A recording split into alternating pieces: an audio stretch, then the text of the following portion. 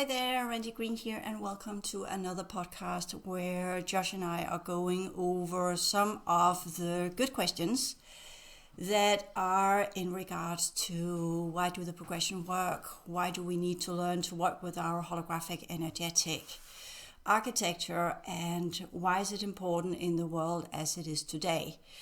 And also going in with the notion of some of the questions that we had last time. Josh, could you please give me some of the questions we had last time as well? Sure. And this is our second video in building bridges for better futures. Building bridges for better futures. And it's what's wrong, right? How do we know we're in a prison to begin with? And what really needs addressing? That's probably what we'll be talking about some today. And then the tipping point for changing the collective consciousness. And then in future episodes, we might get into planned futures. What are the planned futures out there already? And then what alternative futures do we need? And how do we best get from where we are now to where we need to be? And then how do we measure the effects of this? And also overcoming the path of least resistance. Yeah, cool. Sorry about that. Of course, as always, when say, are we on a prison planet? For some, it is a prison planet. For others, it's an enslavement planet. For others, it's a restoration planet. For others, it's a planet of recalibrating and renewing who and what they are. For others, it is a planet of ascension and onward and so forth. So I think that's important to take that into the puzzle. So that's why when we come down to it, even though for those of you who go back into the material that's been produced out there from, for instance, Carrie Cassidy and Project Avalon and Project Camelot and all of the other good people that have been out there laying the foundation of the work that we have now. And I'm only mentioning that in a group of many other videos on YouTube that I used to watch back in the 2000s. And I am so sorry I can't recall them all and find them and list them below. I think that is an investigation for those of you who are interested in going back and see what has people said over the last 20, 30 years. What has been the information on this topic of our planet doing its transition, technically the solar system doing its transition. And if we look at that and say, okay, let's do a scenario where we have the Truman Show. Another analogy is the zoo with animals. Is that pronounced correctly or sometimes? Zoo, yes. Zoo, yes. Where we have animals that are born in captivation, or we have domestic animals that's supposed to be out in the free but are living with people now. You can choose whatever analogy you want. We have a setup. A farm, some people do. That's another one. Yes. We have a setup where we are unaware of the true circumstances of our reality. We are thinking that what we are seeing and perceiving is all there is, like the animals that are born in captivation. They see their cage and they get fed and they think that this is all there is to their life, and in a way they are content, but there's something in them that tells them, not as we do with words and images and longings and yearnings, but there is something biological in them that gives a sort of stress that they don't know what is, they don't know why they're stressed, and they end up creating weird diseases instead. That's my quick assessment of that one, which if we look at animals that are in captivation, they are not allowed to unfold their true biology. They are not under the natural environment they're supposed to be in as they have been engineered to be. And deliberately saying the word engineered. Same with humanity. And I know that's a big of a stretch to say it's the same with humans, but in a kind of way it is. That's why I go with the Truman Show. It's for us in the West, it looks nice, it feels nice. We have everything that we could dream of materialistic goods if we have the money. We could do whatever we want in the world if we have the money and the skill sets. There are so many possibilities, and since not all have the money, then we have the internet where we interactively can travel around the planet. We can go on Google Earth, we can do all the things we want, so we can dream away or just sit in front of the computer or the screen or the television screen and do back-to-back TV shows and whatever we want to do. We have all the possibilities in the world to not be focused on why we feel this subtle stress. But it is a matter of fact that when we look at the general population on the planet, more and more get stressed, more and more have what we call neurological anomalies. more and more are here in Denmark getting diagnosed with what we could label ADHD. Even in the older generation, there are more and more that have stress effect. We have not a prime minister, but we have other ministers in the Folketing, that is our Congress or Senate, that have gone on sick leave with stress. So we have politicians that are literally taking out 5 or 6 months of their career and are open about it, and it's okay, it's accepted in Denmark, because it is becoming a kind of what we call welfare disease, as in having this stress and we don't know why we're stressed. So that is when we say, what's wrong with the world? This being out of whack, that we are not in sync with our true biology, we're not in sync with our true way of being. And then I said in the last podcast, well, this vessel is engineered for this enclosure. But if the enclosure is breaking down, then this body is also in a way breaking down, because it's tied to the enclosure, it's tied to the Truman Show, it's tied to the set that we are part of. It's tied to the technology, the lights, the cameras, the scenes, whatever's there, everything, the what do you call it? The props, everything is kind of falling apart. And with that, we are standing, as Truman did, in front of a door at the end of the set, where we open it and then go into the big unknown. So that is technically what I would see. What's the problem with the world today? The problem with the world today is that people are feeling a subconscious pull and push to do something they don't know what is.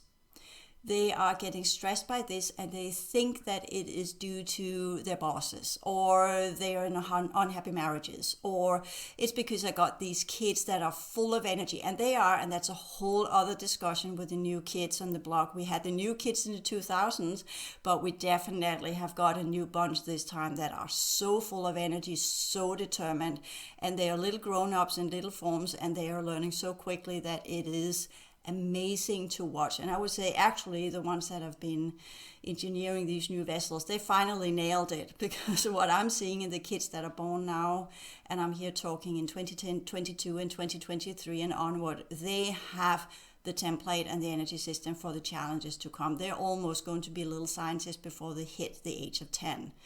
The big challenge is, of course, when the limbic system really kicks in and they are to do the adolescents move from the limbic system, the top level of it, into the frontal lobes and begin to activate their hypothalamus and their memory base. And that's where it gets really interesting, because the little ones, they have what we could say a clearer and easier access to their holographic energetic architecture, and by that are easily downloading it into little physical form.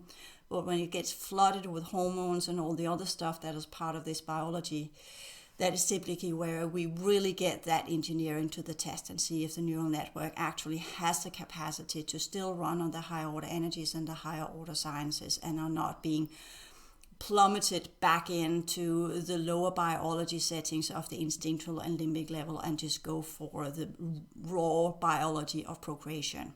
So that's going to be one of the challenges of the future as well, with these new vessels that are seated in around us. And I'm not going to go into a discussion of what that is. I know there are many parents out there that are eager to know with these new kids, and I will get there. I just need to put it in a context where those of you who have these kids, you will actually learn how to deal with them, help them, educate them, and follow up as a parental mentor in how you are to assist these kids, including your own progression work, as in families that have been chosen to raise up these kids and assist them in the mission statement that they have.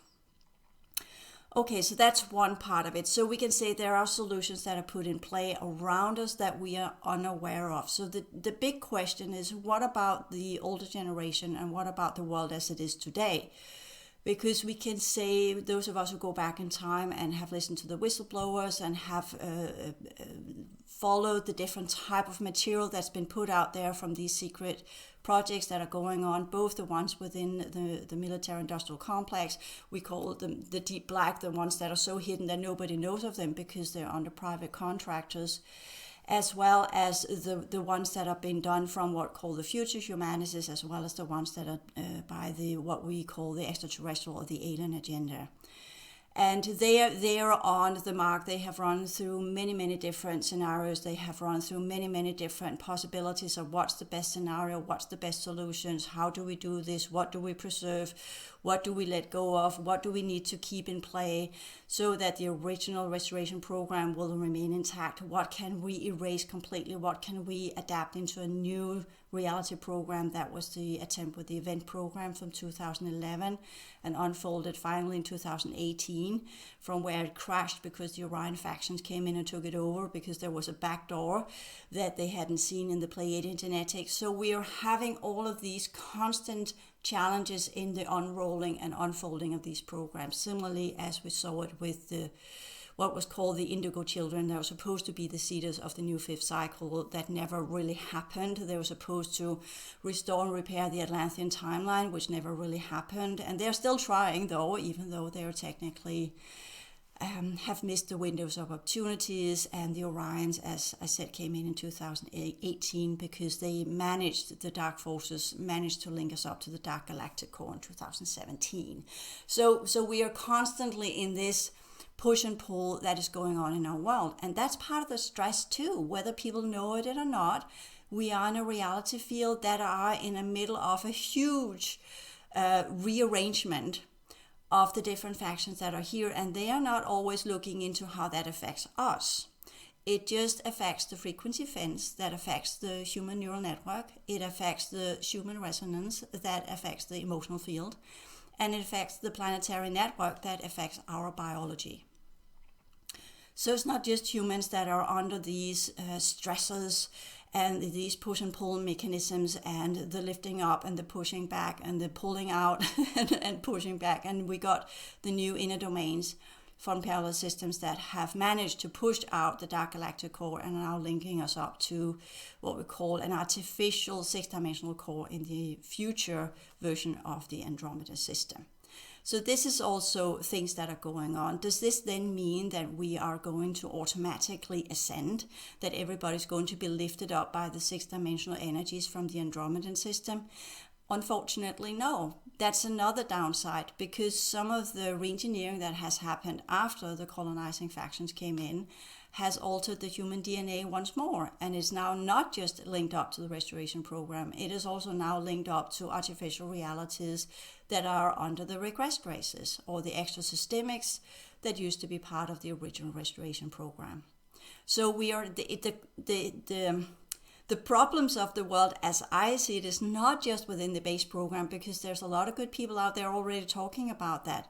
And the question is how much of these issues that are there, quote unquote, the crisis that we are to face within the environmental sector, within the financial sector, within the social innovative sector, within the psychology sector, psychological sector, whatever it is on levels of normal human awareness, we are being challenged on many different levels, which is also part of what causes stress or feelings of distraught, or feelings, subconscious feelings of not really knowing what's going on, looking at the news, getting all of this information. And not that there's nothing new in that. Those of us who have recall memories of past lives, we know that's humanity.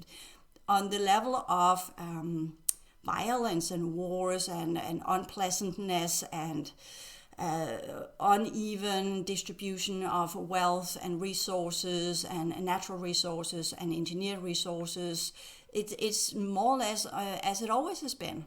There are just more people now. There's so many more people now, so that's part of why it feels even more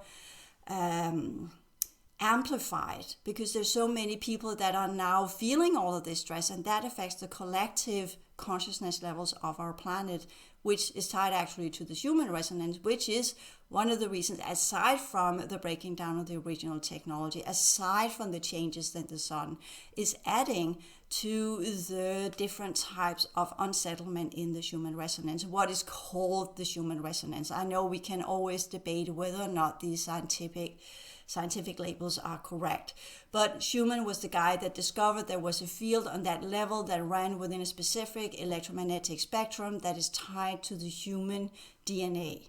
And that is my claim as well. There has been other good people that wrote about that. Again, I can't remember these books. It's back to the 2000s and where I read this, where there was for those who want to investigate it, the line into that information is when you begin to talk about the electromagnetic smog and how that affects the human central nervous system and the human peripheral nervous system.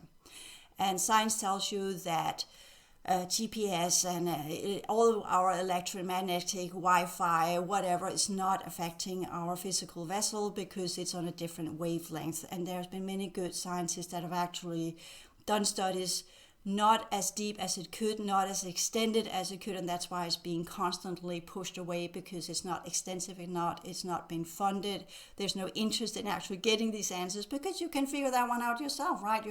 When you do your iPhone, you know not to put it up to your head. We do it anyways, even though it's printed with small letters. That's not a good idea because it has a magnetic field that affects our neural network.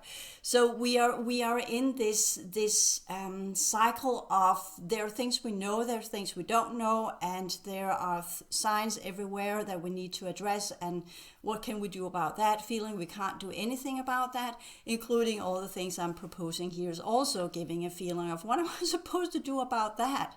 So we could say it's a little bit like either the Truman Show or the animal in captivity is, what do we do about it? And for me, that's my stressor.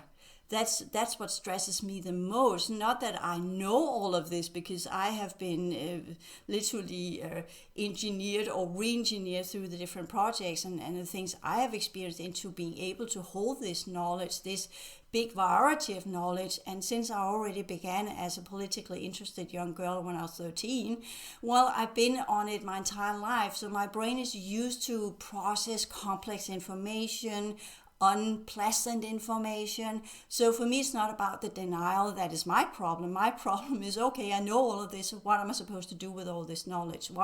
How can I create a bridge for people to know this? And then we can say, well, knowledge in itself is never enough. It's what you do with the knowledge. And that's the next set of what I think is the problem with the world. Aside from the stresses, the subconscious stresses, the planetary stresses, the what we could say base program stresses, the extraterrestrial, the other reality, and all the different levels of our world. For me, the key point is, and that's why I'm choosing to do this podcast series, is what do we do about it? What do we do with this knowledge? What's the next step of this knowledge? Very good. And so I'll just go over some of these as a teaser of kind of a summary of what you said, and maybe we'll save them for the next podcast, because we threw out, the different generations and the new kids. So that's kind of the target sectors, I guess.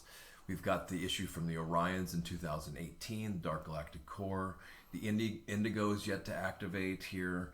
Different factions, using all kinds of different techniques like the frequency fence and, affecting the Schumann resonance. And we've got the artificial 6D Andromedan link and how that might help or hurt, or what's going on with that. Of course, tons of genetic manipulation that's been happening for quite some time too. And then all the things in the base program, right, that we have to contend with on a day-to-day basis. And it all kind of adds up to stressors. So I guess the only other thing, well, plenty of other things to include, but what is the most important? Is there a most important thing out of this overall, or maybe just what you and I maybe can contribute to, or you? And then this notion of a tipping point, like maybe we'll save that for a future one, but if we're going to affect the collective consciousness, is there a percentage of that, or is that? Yeah, that varies all the time, but they used to say 30%. So the critical mass for the tipping point used to be, and Project Avalon talked about that as well, it used to be around, I think, 30%. But when we talk about 30% of what?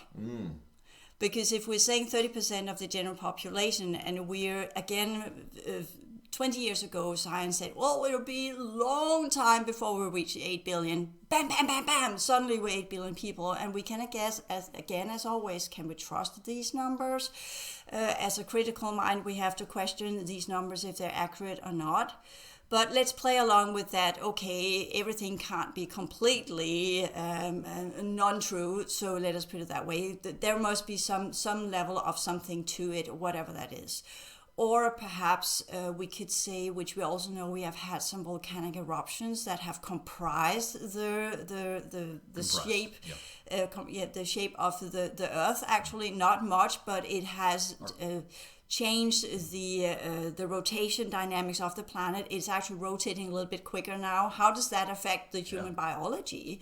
We are having, sorry about that, we are having the climate changes. How does that affect our biology? We have this shift in the sun. How does that affect our biology?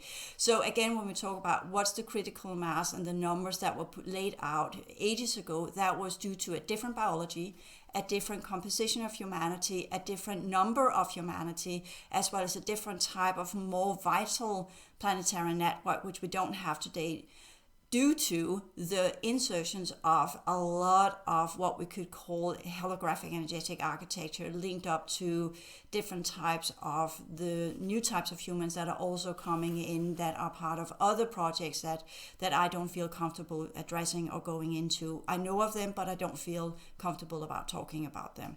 And that's for the sole reason I don't want to give it energy. So in that manner, we could say, well, the momentum is like even though people say the speed of light is a constant, it is changeable. It changes with the momentum. It changes with the amount of energy that is present on the planet. So that means in periods where we are having a very low level type of energy because of, let us say, shenanigans from parallel systems that are here harvesting the holographic network of our planet, well, then the momentum is even less before we have a tipping point in another direction that we actually want. And that was the attempt with the dark galactic core. And that's why the parallel system come in with an artificial polarity to it. So whenever they are pulling more out using 0.0 toroidal technology, that is part of the dark light agenda, then they come in with the opposition and infuse our planetary core so that it gets back into a balance point. So again, there is a viability rate from where we can continue our existence and what we need to do. So that's also to the answer, is anyone going to give us the ascension dynamics as in sleep osmosis and we'll just get it? No, we have to work for it. So that's probably the summation you did there, that's probably what I would say is most important right here. As we knew with the crystal kits and the indigo kits, they were here to seed in the different timelines that would lead to another version of amplification of what we could say viable energies and holographic network possibilities to unfold the next level of our solar system reconfiguration processes. But since many of these kits were already targeted, and in that one were deprived of their activation potentials, well, then they didn't activate the networks they were supposed to either. So that's also a problem, that the networks they were engineered to activate, the grid, the racial grid they were to become part of, since their human DNA and their energy fields and their holographic energy system were altered already before they even got born, well, then we lost the opportunity of activating these holographic levels of our planetary network that would have been part of the quote-unquote elevation process into what we could say more prosperous realms that are less connected to the third cycle or the decaying universe, as science also tells us that it is expanding and we are moving further and further away from whatever is around us because we are being sucked more and more close to the third cycle network and energy configuration that belong to the previous universal cycles. And that's the big agenda for the polarity forces. They want to pull us there, and we want to pull in the other direction. So that's also to be taken into consideration when we talk about what's the tipping point. Well, it depends on what's going on. It depends on the pull, the push and pull. It depends on where are we in the planetary solar system network. Are we closer to the dark galactic core, or are we closer to the future six-dimensional Andromedan core? So which one is it? So that's again, when we're closer to the Andromedan core, those of us who are energetically sensitive, we have more energy. We feel more alignment with the hard order sciences. We are getting more insights. We get, this is what you need to do. We have more windows of opportunity. And then the counter comes in, and then we pull in the other direction, and then we wake up and feeling tired and drained and often with no energy and not able to do anything. So that's the first step of what I would recommend here.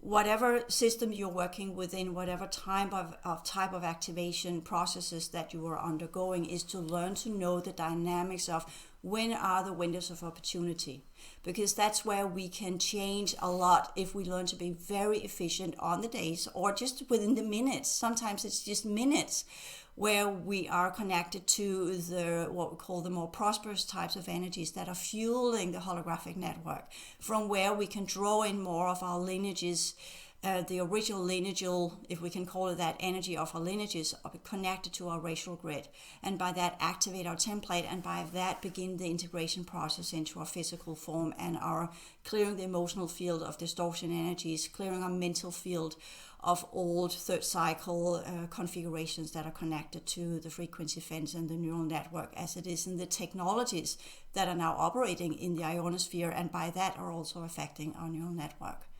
So I think that's the first important step for those of us. And again, remember, I'm addressing this for those of you who already are on the process of you have a lot of insights yourself. You're already getting a lot of ideas of how to do energy work. You are waking up, feeling the differences of who you were when you went to bed and who you are when you wake up. You are already aware of the environment around you, the crisscrossing on the sky. You are observant of the changes in your physical form. You are observant of, why do I feel like this? It shouldn't be like this. I just went to bed and I woke up and I feel like someone has hit me with a baseball bat. What's that about? So this is for people who are already on the path of awakening and have been it for a while and have learned to notice the fluctuations. So the next step of the knowledge that many of you already have, as well as some of the ideas I'm giving here, is to learn to master the energetic fluctuations that comes from the planet itself. So you know when to work, when to clear, how to clear, and prioritize that. I see again with my students, they have the windows of opportunity, they are aware of them, but then suddenly something else is more important. Suddenly there is this phone call, suddenly there is something else, and then they get completely thrown off because whatever that was suddenly more important pushes them into another timeline, and they lose that momentum. And that's part of we have the big polarity game going on between the galactic core, that's the density 3 races or the inner domain races. And then we have the middle domain push and pull that goes with the opposition dynamics, where it's all about deception and deceit and manipulation to keep us on the timelines that they are administering for their different projects that's going on. So, and they have a lot of fourth dimensional technology to push us there, and they are interacting directly with the human technology inside the base program.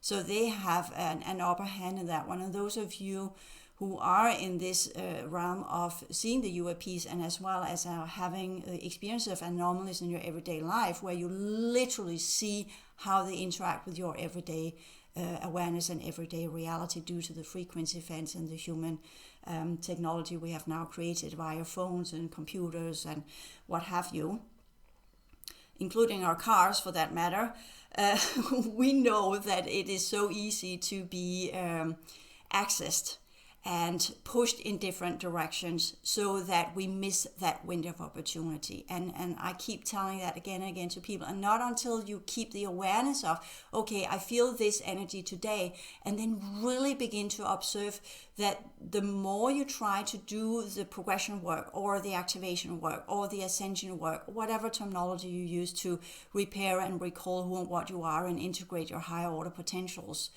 then you get these deep insights in meditation or contemplation or in self-healing work or in the inner work or whatever level. And these are actually different levels of work you can do, but you begin to work with these different types of reconfiguration dynamics that gives you a greater awareness.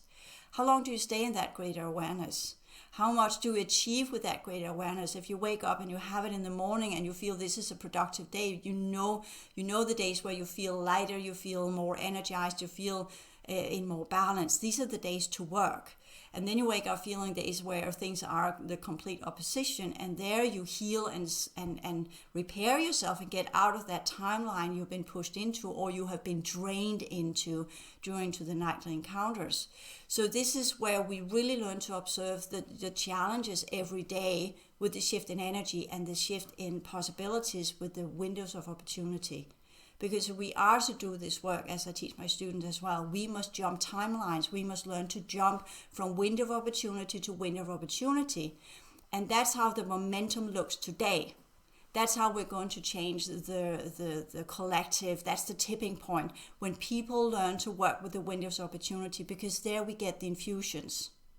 And if we learn to work from momentum to momentum, from timeline to timeline, from windows of opportunity to windows of opportunity, and amplify it every single time, we will personally in our own energy system reach the first tipping point where we, from being completely set back all the time, 1 step forward, 3 step back, we will get into the point where it's kind of a 1-to-1 exchange rate where we elevate and then something is taken, but we still have a surplus. And we learn to build on that surplus that we get harvested, but then we build on it and we get something gets taken and we build on that. So we learn to build more of what we actually have and amplify that ourselves in our everyday work. And that's the game changer. Well, lovely. I feel that's going to be great summation and incentive for people to seize these opportunities and make the most of them and how to balance them. And looking forward to hearing and seeing, or not hearing, but talking to you guys again in the next video. Yeah, thank you.